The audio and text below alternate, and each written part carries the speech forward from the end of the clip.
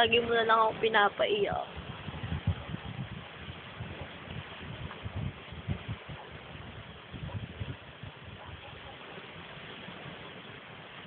Sarap-sarap umiyak. Lalo pag ikaw ang iniiyakan ko. Pag ikaw yung nasa tabi kong umiiyak ako. Sarap-sarap umiyak. Ang sarap maglabas ng sama ng loob. Ng problema. Sa balikat mo. Kasi alam ko nakikinig ka.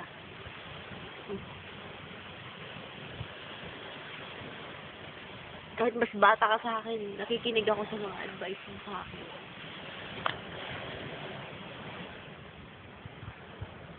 Naman po, siguro, dahil sa mga experience mo rin, mga experience mo, kahit mas bata ka sa akin, mas malalim pa rin ang experience mo sa akin. Kaya nakikinig pa rin ako.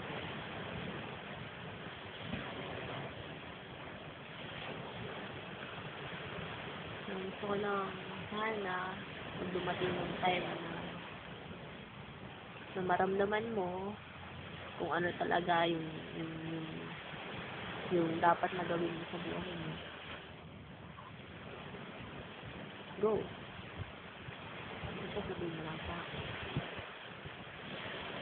Dito sinasabi na wag mong ibuhos yung lahat ng pagmamahal mo sa akin dahil baka mag-fail ka lang. Hindi ko rin naman sinasabi na tigilan mo yung nararamdaman mo. Ang gusto ko lang, ba't masaya ka sa tabi ko? Go.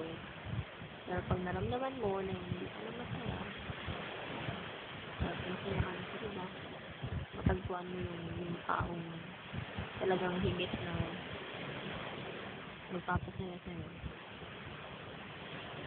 Yun.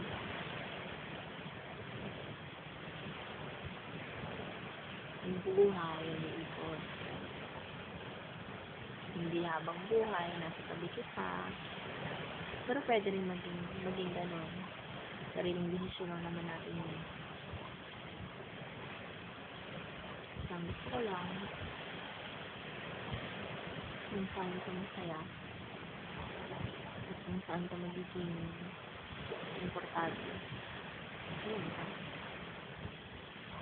Kung ngayon, komportable ka sa akin, masaya ka sa tabi ko, go. Kaya,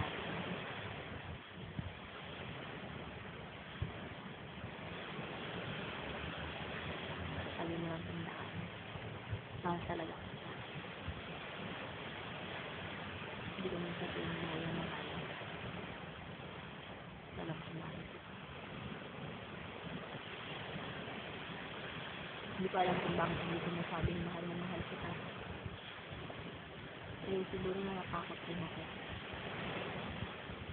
Natatakot akong ibuhos lahat ng pagmamahal ko. Dahil mahirap masakit. Masakit.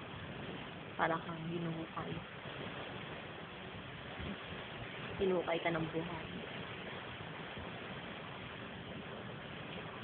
Para kang nilunod sa dagat.